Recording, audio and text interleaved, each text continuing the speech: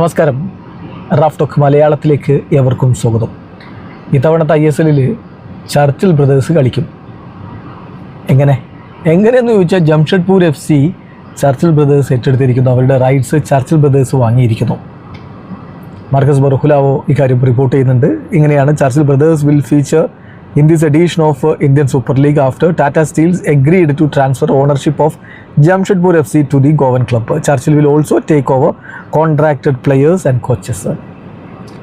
അപ്പോൾ അവർ കയ്യിൽ നിന്ന് ടാറ്റ സ്റ്റീൽസിൻ്റെ കയ്യിൽ നിന്ന് ജംഷഡ്പൂർ FCയുടെ ഓണർഷിപ്പ് ചർച്ചിൽ ബ്രദേഴ്സ് വാങ്ങിയിരിക്കുകയാണ്.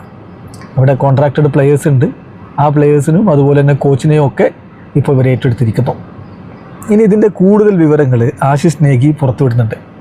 ആശിഷ് നേഗി പറഞ്ഞതനുസരിച്ച് 100 രൂപക്കാണ് ഈ ഒരു സെയിൽ നടന്നിരിക്കുന്നത്. അപ്പോൾ 100 രൂപ അത് ഒരു ടോക്കൺ എന്ന രൂപത്തിൽ ഒരു പ്രതീകാത്മകമായിട്ട് കൊടുത്തതാണ് എന്നാണ് മനസ്സിലാക്കാൻ പറ്റുന്നത്.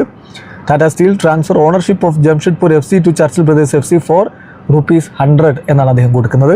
ഏതായാലും Tata steel agreed to transfer its equity shares in Jamshedpur football and sporting private limited to Churchill Brothers football club for a token consideration subject to AFF regulations. അപ്പോൾ അത് കൃത്യമായിട്ട് ആശിഷ് നേഗി റിപ്പോർട്ട് ചെയ്യുന്ന ഒരു ടോക്കൺ കൺസിഡറേഷൻ കൊടുത്ത് ഈ രൂപത്തിൽ ടാറ്റ സ്റ്റീലിൽ നിന്ന് ഒരു ഓണർഷിപ്പും കാര്യങ്ങളും ഒക്കെ ചർച്ചിൽ ബ്രദേഴ്സ് വാങ്ങിയിരിക്കുന്നു. അതോടൊപ്പം തന്നെ ഈ ഡീലിൽ ജംഷഡ്പൂർ FCയുടെ താരങ്ങൾ 12 പ്ലെയേഴ്സ് അതുപോലെ തന്നെ 2 കോച്ചുമാരും ഉൾപ്പെടുന്നുണ്ട്.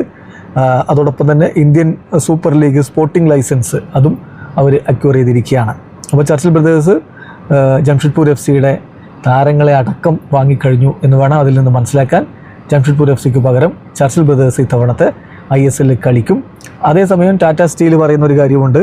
അവർ ഫുട്ബോളിലുള്ള അവരുടെ ഇൻവെസ്റ്റ്മെൻറ്റ് അവർ തുടരും, ഗ്രാസ് റൂട്ട് ലെവലിലായിരിക്കും ചെയ്യുക എന്ന കാര്യം കൂടി അവരറിയിക്കും. എന്തായാലും ഇതൊരു വലിയ സംഭവമാണ്. ജംഷഡ്പൂർ FC നിർത്തി പോയ ഘട്ടത്തിൽ എല്ലാവരും ആ താരങ്ങളുടെ കാര്യം എന്താകും എന്നുള്ളൊരു ആശങ്കയിലായിരുന്നു.